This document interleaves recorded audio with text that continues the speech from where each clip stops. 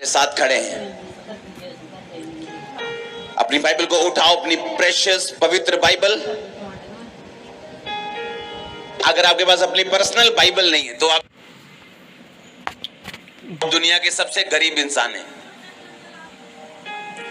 कुछ महीने पहले मैंने एक वचन में, एक संडे मीटिंग में मैंने अपनी पहली बाइबल दिखाई थी, सबसे पहली बाइबल, जो जगह जगह से तेल के निशान पड़े हुए हैं। उस बाइबल को देखकर आपको मालूम पड़ेगा कि वचन से प्रेम करने वाले कैसे छूटते हैं। आप प्रभु को समझ नहीं सकते जब तक आपके पास बाइबल ना हो। परमेश्वर आपसे कभी बात नहीं कर सकता। परमेश्वर से रोज पूछते हो और परमेश्वर एक बात का भी जवाब नहीं देना चाहता, क्योंकि वो सारे जवाब ऑलरेडी वचन में लिखे हैं। और जब पवित्र आत्मा ने मेरे को बताया था 2004 में 5 में कि जो क्वेश्चन तू कर रहा है कि ये क्यों नहीं हो रहा मेरी लाइफ में, ये चंगाई अभी तक क्यों नहीं आई, ये बरकत क्यों नहीं आई, वो सारे जवाब वचन में। और जब मैंने वचन पढ़ना शुरू किया था, मेरी लाइफ सेम नहीं थी उसी साल से। और इसीलिए मैंने कहा कि अगर आपके पास अपनी पर्स है, हील करते हैं। किसी के पास लीगली ये अधिकार नहीं कि आपके घर पे कोई कब्जा करे। पर क्या कब्जे नहीं होते? आज भी होते कि नहीं होते? क्यों? अगर वो जगह उनके नाम में तो कब्जा क्यों होता है फिर? बाइबल कहती है उसके कोड़े खाने से हम चंगे हो चुके हैं, पर आज भी कुछ लोग बीमार हैं। बाइबल कहती है उसके खून बहाने से हमारे पाप माफ है। बाइबल कहती है उसके बांधे जाने से हम छूट चुके हैं। लेकिन आज भी क्रिश्चियन लोग भी ऐसे हैं जो शैतान के बंधन के नीचे है। फिर ऐसा क्यों है? अगर आपके रजिस्ट्री वाले घर पे कोई कब्जा कर सकता है, तो उसी तरह से शैतान आज भी ये साबित करना चाहता है कि जो वचन में लिखा है वो झूठ है। और जब कोई कब्जा करता है आपके घर के ऊपर, आप केस करते हो, आप केस जीतते हो, उसे खाली करना पड़ता है। और उसी तरह से अगर आप बाइबल में से शैतान के ऊपर केस नहीं करोगे, अगर उसने आपको बीमार किया, बाइबल कहती है उसके कोड़े खाने से आप चंगे हो चुके हो, आप सारी उम्र बीमार रह सकते हो अगर आप केस ना करो। और केस वही कर सकता है जो संविधान को जानता हो। और क्रिश्चियनिटी में वो केस वही कर सकता है शैतान के ऊपर जो अपने इस आत्मिक संविधान को जानता हो। तो आप अगर क्रिश्चियन, आपके पास पर्सनल बाइबल नहीं है, आपके पास पर्सनल सूट है जिसको पहन के आप शादियों में जाते हो, एक नहीं बल्कि 10-10 सूट है आपके पास, पर एक परिवार में बाइबल एक ही है। और ये दिखाता है कि हम कितने बैंकक्रप्ट, कितने खाली हो चुके हैं, कितने लुट चुके हैं आत्मा में। आपके पास पर्सनल बाइबल नहीं, क्योंकि आज आपकी बाइबल आपकी मम्मी ने पकड़ी हुई जो इसी चर्च में मौजूद है, या आपकी बाइबल आपके पापा ने पकड़ी हुई जो इसी चर्च में मौजूद है, क्योंकि आपके पास एक ही बाइबल है, पर सूट आपके पास 4 हैं, खाना आप 3 टाइम खाते हो। आज जब वचन से प्यार नहीं रह गया लोगों को, ना वचन के बारे में लालसा रह गई, इसीलिए हम क्वेश्चंस करते हैं और जवाब नहीं आता, क्योंकि परमेश्वर ने पहले से लिखित रूप में जवाब दिया हुआ है। और जिस बात में परमेश्वर ने पहले से जवाब दिया हो, कि परमेश्वर ने कुछ जवाब लिखित रूप में दे दिए हैं बाइबल में, कि मुझे बार बार सिरदर्दी ना हो और लोगों को बार बार बोलना ना पड़े ताकि लोग पढ़ें और जवाब लें, आज वही जवाब वाली बाइबल आपके पास नहीं है। आपकी बाइबल आपको बताती है, आपका वचन जो आप पढ़ते हैं वो आपको बताता है आपने क्या करना है। हो सकता है कि आपका केस सेम ना हो जो आप बाइबल में पढ़े, पर परमेश्वर आपको सेम मिलता जुलता कुछ ऐसा पद, ऐसा कोई विषय बाइबल से दे सकता है जो आपकी बातों का जवाब दे सके और आपकी आत्मा को खुराक देता है कि आपकी आत्मा, अभी आपको मिरेकल नहीं भी मिला तो भी परमेश्वर में अड़ी और खड़ी है इस वचन के कारण।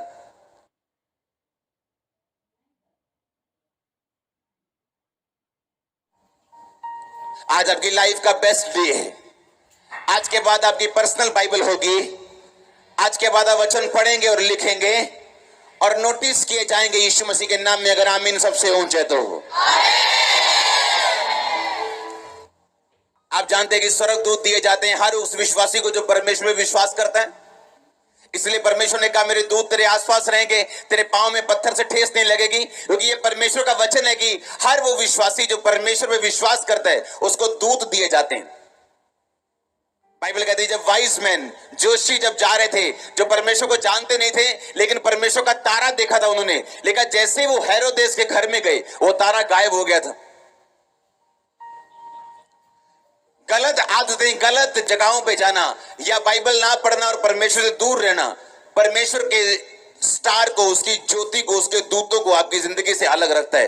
तो फिर वो वायदे आपके लिए नहीं है कि परमेश्वर ने जो कहा कि मैं स्वर्गदूतों को आज्ञा दूंगा, वो तेरे पांव को पत्थर से ठेस नहीं लगने देंगे, ऐसा होगा ऐसा होगा। वो उन्हीं के लिए हैं वचन जिनकी जिंदगी में परमेश्वर के वचन की रोशनी। स्वर्गदूत वही काम करते हैं जहां पे पहली बात परमेश्वर के नाम को ग्लोरीफाई किया जाता हो। हालेलुया। ये नहीं कि आज मैं 10 घंटे प्रेयर करके आया और मैंने प्रेयर की और लोग हील हो गए। ये एक छोटा सा पार्ट है, प्रेयर करना और परमेश्वर का चुनाव, बाकी सारा काम परमेश्वर का है। आमीन। स्वर्गदूत वहां ज्यादा काम करते हैं जहां परमेश्वर के नाम को महिमा दी जाए। दूसरा, स्वर्गदूत वहां काम करते हैं जहां पे वचन को इज्जत दी जाए, ऑनर दिया जाए, और जिस घर में परमेश्वर के वचन की रोशनी काम करती हो। अगर आपके घर में परमेश्वर के वचन की रोशनी है, वचन का स्थान है, तो स्वर्गदूत अपने आप काम करेंगे और आप हैरान होंगे जो आपकी लाइफ में हो रहे हैं। जोर से बोलो हालेलुया। आप चर्च आ सकते हैं और ऐसा हो सकता है कि आप बचाए गए व्यक्ति भी ना हो और आप 2 साल से चर्च आ रहे हो, 10 साल से चर्च आ रहे हैं।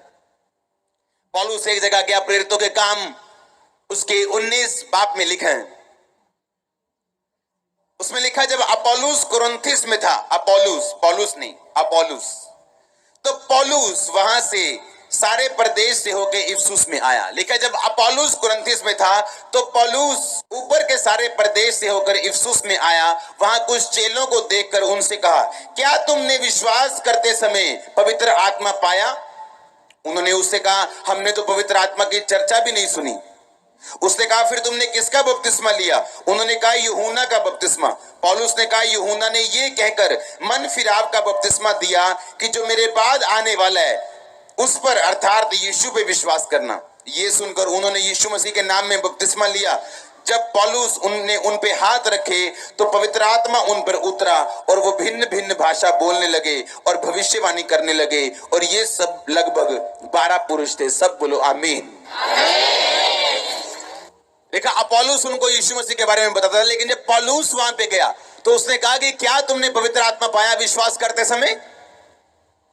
इसका मतलब यहां पे ऐसे लोग भी हो सकते हैं जो क्रिश्चियन हो, मसीह पे विश्वास करते हो, लेकिन उन्होंने पवित्र आत्मा अभी तक ना पाया हो। तो पौलुस ने कहा, फिर तुमने किसका बपतिस्मा लिया? कहते यूहन्ना का। उन्होंने कहा, नहीं, यीशु मसीह का बपतिस्मा ले।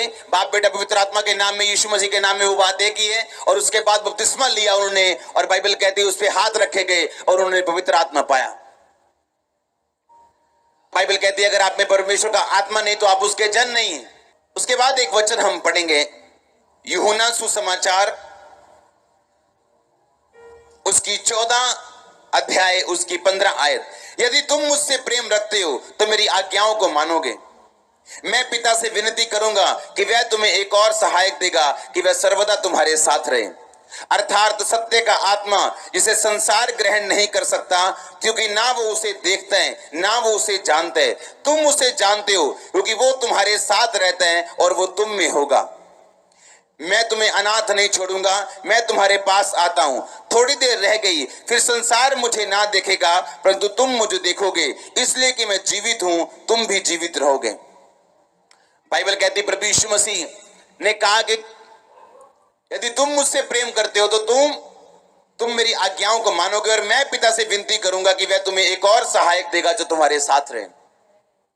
जिस प्रभु यीशु मसीह की आप कहानियां सुनते हो, काम देखते हो, लंगड़े चलते देखते हो, गवाहियां लोगों को देते हुए देखते हो, वो प्रभु यीशु मसीह अगर पवित्र आत्मा को धरती पे ना भेजते तो आज आप जितने काम परमेश्वर के देख रहे हो उनमें से एक भी काम आप ना देख पाते।